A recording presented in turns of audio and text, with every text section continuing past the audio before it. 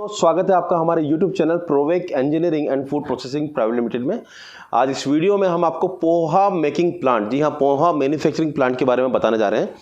पोहा जैसा कि बहुत पॉपुलर वर्ड है, हर आदमी जानता है कि एक ब्रेकफास्ट मील है और काफ़ी लजीज होता है। और पहले देखा जाए तो पोहा सिर्फ उज्जैन इंदौर की बेल्ट में जाना जाता था, लेकिन आज की डेट में पैन इंडिया, चाहे हम बात करें नॉर्थ की, साउथ की, ईस्ट वेस्ट की, सब जगह पोहा एक ब्रेकफास्ट मील के रूप में काफ़ी पॉपुलर हो रहा है। इसके कई कारण हैं जो मैं आपको इस वीडियो में बताऊंगा। जी हाँ, पोहा जैसे कि हम सब जानते हैं कि पोहा राइस से बनता है, धान से बनता है। धान को प्रोसेस करके पोहे को बनाया जाता है। तो जैसे हम सब जानते हैं धान एक स्टार्च का सबसे बड़ा सोर्स है, प्रोटीन का सोर्स है।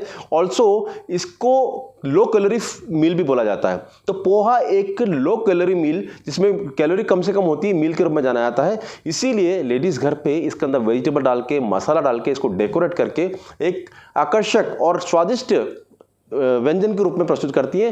पोहा इसीलिए हम सबके लिए एक ब्रेकफास्ट मील के रूप में काफ़ी अच्छे से हम लोग सब जानते हैं। जी हाँ दोस्तों, अब इस वीडियो में हम पोहा प्लांट में कैसे बनता है, इसको बनाने के लिए क्या क्या रॉ मटेरियल है, इसको बनाने के लिए रॉ मटेरियल कहाँ कहाँ मिलता है, प्लांट में क्या क्या मशीन से प्रोसेस होने के बाद पोहा बनता है, प्लांट में प्रॉफिटेबिलिटी कितनी होती है, यानी कि 1 किलो रॉ मटेरियल के 1 किलो कितना पोहा बनेगा, यील्ड कितनी होती है। ऐसे कई क्वेश्चन हमारे दिमाग में होते हैं जिसके बारे में हम इस पूरे वीडियो में 1 to 1 डिस्कस करेंगे। तो दोस्तों स्टार्ट करते हैं इस सफर को। लेकिन मेरी आपसे रिक्वेस्ट है कि अगर आपको इन सारे क्वेश्चंस का आंसर पता करना है तो आप इस वीडियो को अंत तक देखें, लास्ट तक देखें। और साथ ही साथ अगर आपको पसंद आए तो इस वीडियो को आप लाइक कीजिए, कमेंट कीजिए, सब्सक्राइब कीजिए और अपने सारे दोस्तों को भेजिए। क्योंकि ये वीडियो हम किसी एजेंट से नहीं बना रहे, हम खुद मैन्युफैक्चरिंग एंगल से बना रहे हैं, हम खुद मैन्युफैक्चरर हैं। इसीलिए अगर आप हमसे डायरेक्ट जुड़ते हैं तो हम आपको काफ़ी अच्छे बेनिफिट्स प्रोवाइड करके पोहा प्लांट लगवा सकते हैं। तो दोस्तों स्टार्ट करते हैं, देर ना करते हुए। पॉज करना, सफर चालू करते हैं हम यहाँ से। मैं आपको सबसे पहले ये बताना चाहूँगा कि Provek engineering and food processing private limited हमारी कंपनी पोहा प्लांट की इंडिया की सबसे बड़ी मैन्युफैक्चरर है। तथा हमारा प्लांट आपको वेस्टर्न रीजन में पूना में, नॉर्दर्न रीजन में आपको कोटा में तथा बनारस में, और अगर आप ईस्टर्न रीजन में जाते हैं तो गुवाहाटी से हमारा प्लांट आपको मिल सकता है। अगर आप मैन्युफैक्चरिंग देखना चाहते हैं तो हमारी कोटा फैक्ट्री पर आप विजिट कर सकते हैं। तो देर ना करते हुए स्टार्ट करते हैं सफर। सबसे पहले हम जानते हैं पोहे के लिए रॉ मटेरियल क्या होता है। तो पोहे के लिए रॉ मटेरियल होता है धान। ये धान आपको वैसे तो आपके एरिया में आपके डीलर से मिल सकता है, लेकिन अगर आपको डायरेक्ट फैक्ट्री से चाहिए तो आपको कोल्हापुर, बेलगांव, बालाघाट, इलाहाबाद, अहमदाबाद और आपको हैदराबाद की कुछ बेल्ट से ये धान आपको डायरेक्टली मिल सकता है। जी हाँ, ये धान अमूमन पूरे इंडिया के अंदर 16 से 18 रुपए पर केजी अवेलेबल होता है, जिसको अगर आप किसी भी लोकेशन में मंगाते हैं ये दूरी के हिसाब से तो आपको आपके घर पे या आपकी फैक्ट्री पे पहुंच के 20 रुपए तक पड़ सकता है। इस धान को फर्दर हम मशीन से प्रोसेस करके पोहा बनाते हैं। तो आइए समझते हैं कि हम किस किस तरह से पोहा बनाते हैं। तो दोस्तों जब ये धान हमारी फैक्ट्री पे पहुंच जाता है तो दोस्तों सबसे पहला पॉइंट है धान को सोकिंग करना, यानी इसको गलाना। तो इसके लिए हम एक नॉर्मल पानी के अंदर, एक टैंक के अंदर हम धान को ओवरनाइट गला देते हैं। इसके बनाने के लिए टैंक हमें लगभग अगर हमारा 250 केजी का प्लांट है तो 8 फीट लंबा, 4 फीट चौड़ा और 4 फीट ऊंचा टैंक बनेगा। और सिमिलरली जैसे जैसे कैपेसिटी बढ़ती है उस हिसाब से टैंक आप चाहें तो सीमेंट का बना सकते हैं और चाहें तो आप स्टील का भी टैंक बना सकते हैं। इस टैंक के अंदर हम लोग पानी, जो कि नॉर्मल पानी होता है, भर करके इसके अंदर धान को डुबो देते हैं और ओवरनाइट इसको सोकिंग के लिए रख देते हैं। मॉर्निंग के टाइम पे हम लोग जो लकड़ी की डलिया होती है या जाली होती है, जाली से पोहे को बाहर निकालते हैं और उसको थोड़ा सा सूखने के लिए छोड़ देते हैं। इसके पश्चात जब हमें लगता है कि पानी, इसका ओवर सरफेस का पानी पूरा निकल चुका है, तब हम भट्टी स्टार्ट करते हैं, रोस्टर की भट्टी स्टार्ट करते हैं। रोस्टर की भट्टी आपकी लकड़ी की हो सकती है, कोल की हो सकती है, हस्क की हो सकती है या पैलेट की भी हो सकती है। हम स्टार्ट करते हैं और ये जो सोकिंग किया हुआ धान है इसको हम रोस्टर में डाल करके बाहर निकालते हैं। रोस्टर में जब हम डालते हैं दोस्तों तो रोस्टर के अंदर इसकी आउटर सरफेस, जिसको कि हम हस्क बोलते हैं, वो पूरी तरह से सूख जाती है और वो जो अंदर का दाना है, चावल है, उससे सेपरेट हो जाती है। इस प्रोसेस को इसलिए करना जरूरी है, अगर हम ऐसा नहीं करेंगे या इतना टेम्परेचर नहीं लाएंगे तो धान हमारा पोहे के साथ में मिक्स होकर के आएगा। इसलिए एक प्रॉपर रोस्टिंग, प्रॉपर हीटिंग और प्रॉपर टाइमिंग, ये तीनों ही चीज़ रोस्टर के अंदर जरूरत है। इसके लिए हम विशेष क्वालिटी के रोस्टर बनाते हैं, जिसके अंदर के सर्कल्स का भी हम विशेष ध्यान रखते हैं कि एक प्रॉपर टाइम, चाहे हमारा छोटा से छोटा रोस्टर हो या बड़ा रोस्टर हो, एक प्रॉपर टाइम या प्रॉपर रिटेंशन टाइम जो उसका सैंड के अंदर या सॉल्ट के अंदर है वो मिल जाए उसके लिए। तो उसके लिए विशेष रूप से हम लोग फैक्ट्री के अंदर स्वयं रूप से अपने डिजाइन करते हैं और उन रोस्टर को ही आपको देते हैं। रोस्टर से निकलने के बाद जो धान होता है उसमें छिलका उससे सेपरेट हो चुका होता है, यानी लूज हो चुका होता है, और अंदर का राइस थोड़ा सेपरेट हो चुका है। इस चीज़ को यहाँ से हम कलेक्ट करते हैं और कलेक्ट करने के बाद में पैन मशीन या चूरा मशीन में हम इसको डाल देते हैं। चूरा मशीन, जैसे कि आप सब जानते होंगे, चूरा मशीन के अंदर 2 व्हील चलते हैं, एक एंटी क्लॉकवाइज डायरेक्शन में, यानी कि एक व्हील इस तरह से घूम रहा है, दूसरा एंटी क्लॉकवाइज डायरेक्शन में घूम रहा है। इन व्हील के बीच में जब हम इस धान को डालते हैं तो यहाँ से प्रेशर की वजह से, दबाव की वजह से बाहर का जो छिलका है वो प्लस दब करके निकल जाता है, तथा अंदर का जो चावल है उसको हम दबा दबा कर प्रेशर दे करके इस लेवल पे ले आते हैं कि वो चपटा हो जाता है। लेकिन ये जो पोहा अभी यहाँ से निकला ये अभी भी पेपर पोहा नहीं होता है, एक नॉर्मल पोहा जिसको हम चिवड़ा बोलते हैं वो बन चुका होता है और मार्केट में ये भी आसानी से बेचा जा सकता है। जी हाँ दोस्तों, ये जो पोहा प्लांट, जो पोहा निकल रहा है आपका चूरा मशीन से निकल रहा है, ये भी मार्केट में आसानी से बेचा जा सकता है। लेकिन अगर आपको एकदम एक्सट्रीम क्वालिटी का पोहा देना है तो इसके लिए आपको फिर फ्लेकर से इसको पेपर पोहा में कन्वर्ट करना होता है। तो जी हाँ दोस्तों, यहाँ से निकलने वाले प्रोडक्ट को हम लोग फिर डालते हैं ग्रेडर में। ग्रेडर में इस दौरान जो चूरा बनता है, पाउडर बनता है, वो अलग हो जाता है, तथा ग्रेडर से निकलने के बाद में यह मटेरियल एलिवेटर की सहायता से सीधा फ्लेकर में जाता है। फ्लेकर में हमारे पास 2 अपोजिट डायरेक्शन में घूमने वाले हैवी व्हील्स होते हैं, हैवी रोल्स होते हैं, जिनके बीच में जैसे ही ये पोहा आता है हम वहाँ पर प्रेशर सेट कर सकते हैं, डिस्टेंस सेट कर सकते हैं। तो हम यहाँ से निकलने वाले पोहे को पेपर पोहा बोलते हैं, जो कि एकदम पतला, बाल के समान बिल्कुल पतला होता है। तथा जब आप इसको पकाने के लिए गलाते हैं घर पे तो पानी तो सोखता है लेकिन टूटता नहीं है। तो चूरा मशीन से निकलने वाला पोहा बनिस्बत टूट सकता है, लेकिन जो फ्लेकर से निकलने वाला पोहा है वो घर पे गलने के बाद में टूटता नहीं है। तो दोस्तों, इस तरह से हम लोग एक प्लांट के अंदर पोहे को बनाते हैं। धान से पोहे का सफर इस तरह। दोस्तों, ये तो ही थियोरेटिकल बातें। अब इसके बाद हम लोग प्लांट में भी चलेंगे और 1 to 1 सारी मशीन्स को बनते हुए देखेंगे, प्लांट में मशीन्स कैसे बनती है, क्योंकि ये आपका क्यूरियोसिटी हो सकती है। लेकिन हम एक बहुत इंपॉर्टेंट पॉइंट जिस पर हमको डिस्कस करना है, प्रॉफिटेबिलिटी। कोई भी बिजनेस प्रॉफिटेबिलिटी के बिना सक्सेस नहीं है। तो हम जानने की कोशिश करते हैं कि आखिर पोहा प्लांट में क्या प्रॉफिटेबिलिटी आती है, क्या हम लोग कमा सकते हैं और कितने अमाउंट तक कमा सकते हैं। तो जी हाँ दोस्तों, जैसा कि मैंने आपको बताया था कि धान पूरे इंडिया में फैक्ट्री से 16 से 18 रुपये पर केजी में उपलब्ध है। लेकिन दोस्तों, हम ये समझ लें कि आखिर पोहा प्लांट में यील्ड कितनी होती है। तो जी हाँ दोस्तों, अगर हम 100 किलो धान यूज करते हैं तो उससे हम 60 से 65 किलो ही पोहा प्राप्त कर सकते हैं। जी हाँ, ये सारा जो लॉसेस जिसको हम बोलते हैं या कन्वर्जन बोलते हैं, ये मॉइस्चर का तथा छिलके का होता है। तो इस तरह से अगर देखा जाए तो हमें 1 किलो पोहा बनाने के लिए 1 किलो 30 से 300 ग्राम के आसपास धान की आवश्यकता होती है। तो अगर हम 1 किलो के पीछे धान की रेट को कैलकुलेशन करें तो हमारी फैक्ट्री में पहुंच के ये 24 से 25 रुपये पर केजी बैठती है। इसके पश्चात धान को गलाने के लिए पानी की आवश्यकता होती है, उसकी कीमत, धान को प्लांट को चलाने के लिए पावर की आवश्यकता होती है।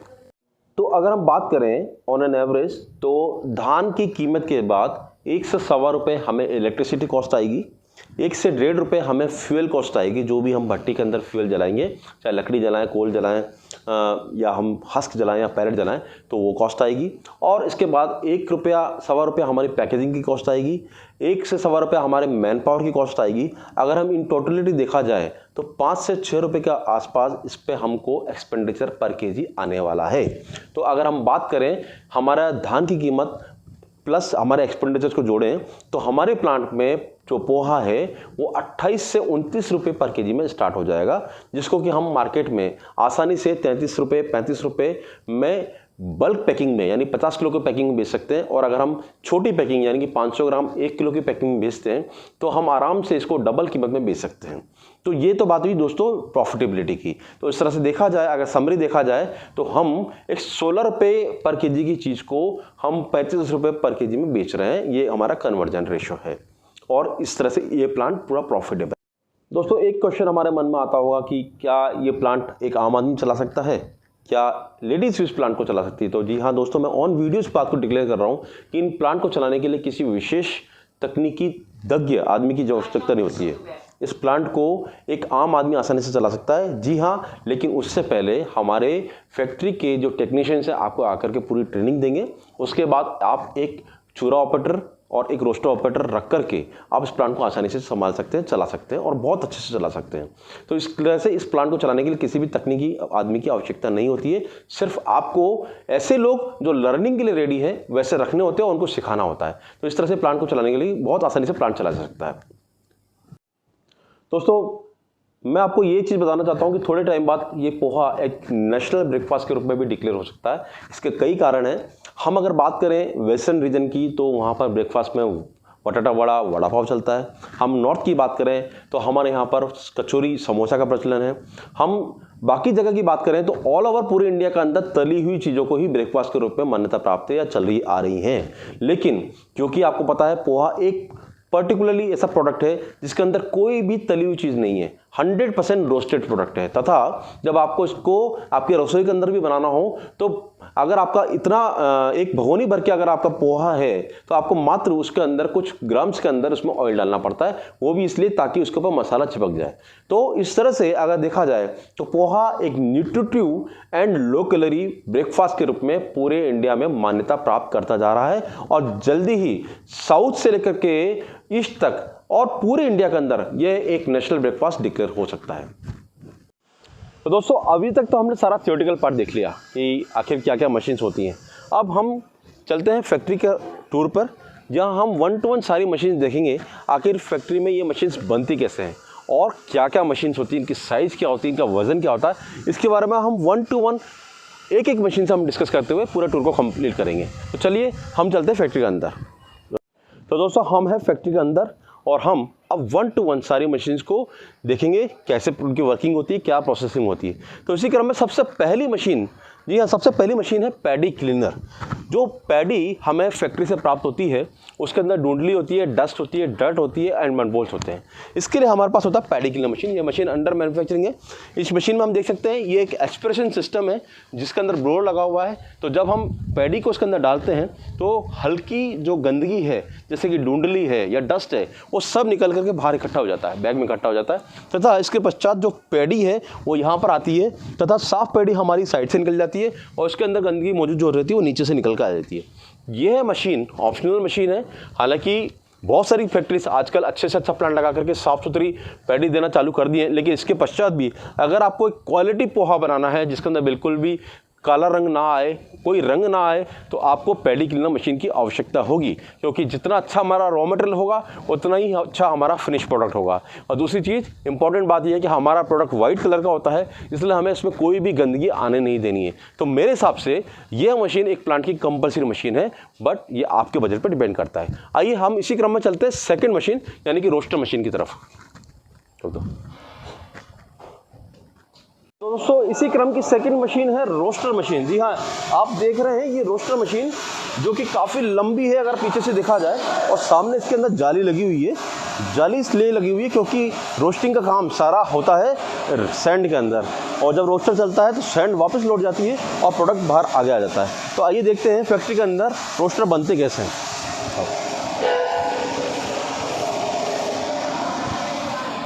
इसको लेता हूँ।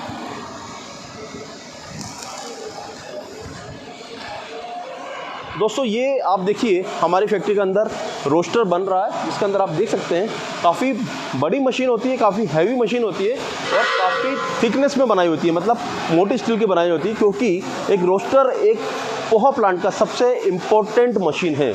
इसी की गुणवत्ता के ऊपर ही आपका पूरा पोहा डिपेंड होता है। तो जितनी अच्छी हमारी पोहा मशीन रहेगी, रोस्टर मशीन रहेगी, उतना अच्छा हमारा पोहा बनेगा।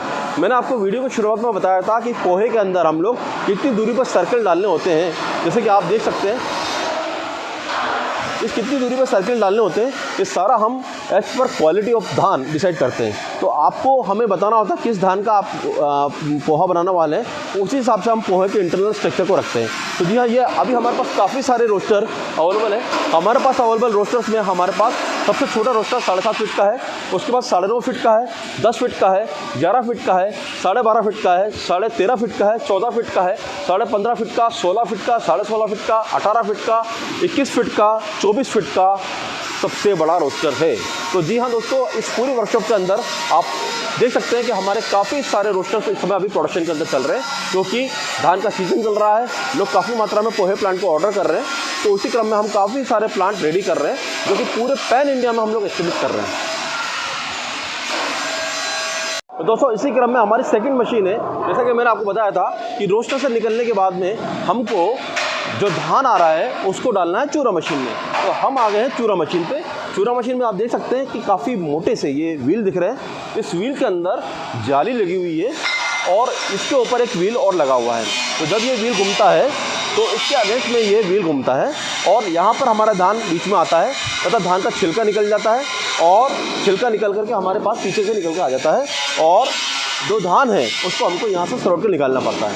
तो ये एक चूरा मशीन की वर्किंग है, जो हमारे डिटेल वीडियो में आप इसकी वर्किंग को भी देख पाएंगे। यहाँ से निकलने वाला जो चूरा है, हालांकि वो चिवड़ा कहलाता है, कई जगह पर वो एज ए फिनिश प्रोडक्ट रूप में खाया जा रहा है, लेकिन फिर भी हम रिकमेंड करते हैं कि उसको ग्रेड करके हम फ्लेकर में ज़रूर डालें ताकि हम उसको पेपर पोहा में कन्वर्ट कर सकें। तो आइए अब बढ़ते हैं हम फ्लेकर मशीन की तरफ। दोस्तों, इसी क्रम में सबसे लास्ट मशीन है फ्लेकर मशीन, जो आप देख सकते हैं सबसे हेवी मशीन होती है तथा इसके अंदर हम लोग काफ़ी हेवी रोल्स यूज करते हैं, जिनके बीच में कि पोहा आता है और एक पेपर पोहा में कन्वर्ट करता है। ये मैं आपको दिखा रहा हूँ, ये रोल्स अभी लगने वाले हैं, इस मशीन के ऊपर लगने वाले हैं, जो अभी अनपैक भी नहीं हुए हैं, लेकिन ये रोल्स जा करके इस मशीन में पीछे फिट हो जाएंगे, बीच में फिट हो जाएंगे, जिनके बीच में जब पोहा आएगा तो पोहा पेपर पोहा में कन्वर्ट हो जाएगा। तो जी हाँ दोस्तों, हमने अभी पूरे प्लांट के अंदर लगने वाली मेन मशीन सारी समझ ली। इसके बावजूद भी प्लांट के अंदर कई सारी मशीन लगाई जा सकती है जो इसको ऑटोमेटिक बनाने के लिए काम में आती है, जैसे कि न्यूमेटिक सिस्टम लग सकता है, कन्वेइंग सिस्टम लग सकता है और नाना तरह की मशीन लगा के हम प्लांट को ऑटोमेटिक मशीन में कन्वर्ट कर सकते हैं। ये हमारा पूरा वर्कशॉप आप देख रहे हैं। इस पूरे वर्कशॉप के अंदर काफ़ी सारे प्लांट इस समय अंडर मैन्युफैक्चरिंग है। काफ़ी सारी चूरा मशीन बन रही है, पोहा मशीन बन रही है, फ्लेकर्स बन रहे हैं, रोस्टर्स बन रहे हैं और ये सब प्लांट रेडी टू डिस्पैच हैं। आप हमारी मशीन की क्वालिटी देख सकते हैं। देखिए कितना हैवी व्हील्स हम लोग इसमें यूटिलाइज कर रहे हैं। इस व्हील का वज़न करीब 450 से 500 किलो के आसपास इस व्हील का वज़न आता है और जितना हैवी प्लांट रहेगा उतनी ही हैवी इस प्लांट की लाइफ रहेगी। लगभग हम अपने प्लांट की 5 से 10 साल के बीच की लाइफ हम लोग क्लेम करते हैं, लेकिन उसके लिए आपको रेगुलर एक मेंटेनेंस की आवश्यकता रहेगी। आप जितना मेंटेन रखेंगे अपने प्लांट को उतना ही वो अच्छा आपको लाइफ देगा।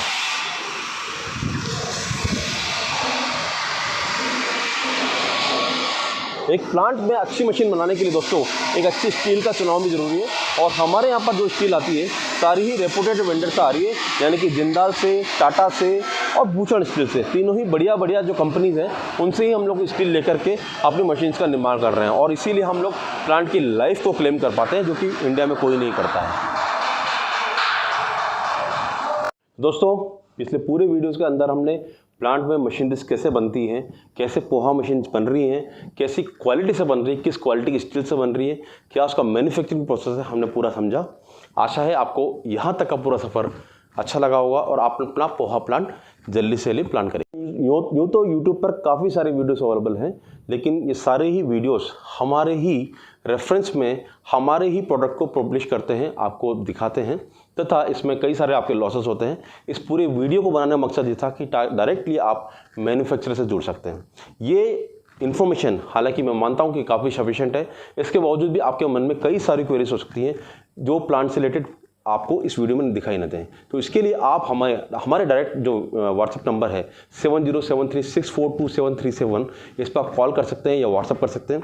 साथ ही साथ हमारी वेबसाइट www.provekengineering.com पर आप जाकर के सर्च कर सकते हैं। साथ ही हमारे यूट्यूब चैनल के अंदर पोहा प्लांट सर्च करके आप कई सारे हमारे प्लांट की वीडियोस को देख सकते हैं जो हमने सक्सेसफुली इस प्लांट इंडिया में इंस्टॉल किए हैं। तो इस तरह से आप पूरी इन्फॉर्मेशन को प्राप्त कर सकते हैं। हम 24 आवर्स आपकी सेवा के लिए उपलब्ध हैं। तथा कभी भी आप हमसे इस प्लांट से रिलेटेड सारी इन्फॉर्मेशन ले सकते हैं। दोस्तों एक चीज़ आपको और बताना चाहूँगा कि क्योंकि पोहा अब सीजनल फूड नहीं रहा है, पूरे इंडिया के अंदर साल भर poha as a breakfast meal popular है, यानी कि साल भर पोहे की जो रिक्वायरमेंट है लगभग कांस्टेंट सी रहती है, किसी सीजन में बढ़ना घटना ऐसा प्रोडक्ट ये नहीं है। इसलिए ये पोहा प्लांट का बिजनेस जो है या मशीन्स का बिजनेस और पोहा का बिजनेस जो है ये साल भर चलने वाला बिजनेस है। इसीलिए मैं आपसे रिक्वेस्ट करता हूं कि आप इसके बारे में प्लान बना करके एक पोहा प्लांट को जल्दी से जल्दी शुरुआत करें और एक अच्छा मुनाफा कमा करके आपके बिजनेस को आगे से आगे बढ़ाने की कोशिश करें। अगर आपको ये वीडियो इन्फॉर्मेटिव लगा हो कि हमने इसमें कुछ इन्फॉर्मेशन आपको अच्छी से अच्छी नई से नई प्रोवाइड की है, तो आप इस वीडियो को डेफिनेटली लाइक कीजिए, कमेंट कीजिए। साथ ही साथ अपने मित्रों को जो इस समय रोजगार की तलाश में है या बिजनेस की तलाश में है, उसको ये वीडियो प्रोवाइड करके फॉरवर्ड करके आप उस तक ये इन्फॉर्मेशन पहुंचाएं ताकि वो भी एक सही मैन्युफैक्चरर से प्लांट को ले सके। यूँ तो मार्केट में कई सारे मैन्युफैक्चरर्स हैं जो क्लेम करते हैं कि पोहा प्लांट बना रहे हैं, कुछ लोग ट्रेडिंग कर रहे हैं, लेकिन मैं आपको बताना चाहता हूं कि हमारी company Provek engineering and food processing private limited सारी ही मशीन गुणवत्ता के साथ अपनी ही फैक्ट्री के अंदर बना रही है जो कि कोटा में स्थित है। साथ ही साथ हमारे रिटेल आउटलेट पुणे, बनारस और गुवाहाटी पर ये मशीन देखने के लिए उपलब्ध है। आप कभी भी अपने परिवार के साथ आ सकते हैं, मशीन की गुणवत्ता चेक कर सकते हैं तथा अपना पोहा प्लांट ऑर्डर करके पोहा प्लांट लगवा सकते हैं। प्लांट लगाने के लिए हमारे साथ साथ आपको भी मेहनत करनी पड़ेगी, शेड लगाना होगा, लाइट कनेक्शन लेना होगा, इसमें भी समय लगता है। प्लांट डिलीवरी का हमारा समय 1.5 महीने का है, 1.5 महीने में हम प्लांट डिलीवर करते हैं, तब तक आप अपनी सारी तैयारियां करके 1.5 से 2 महीने के अंदर आपके प्रोडक्ट को लॉन्च कर सकते हैं। तो दोस्तों देरी ना कीजिए, उठाइए अपने कदम, आइए हमारी फैक्ट्रीज पर और ऑर्डर कीजिए poha plant. Thank you so much, thank you all.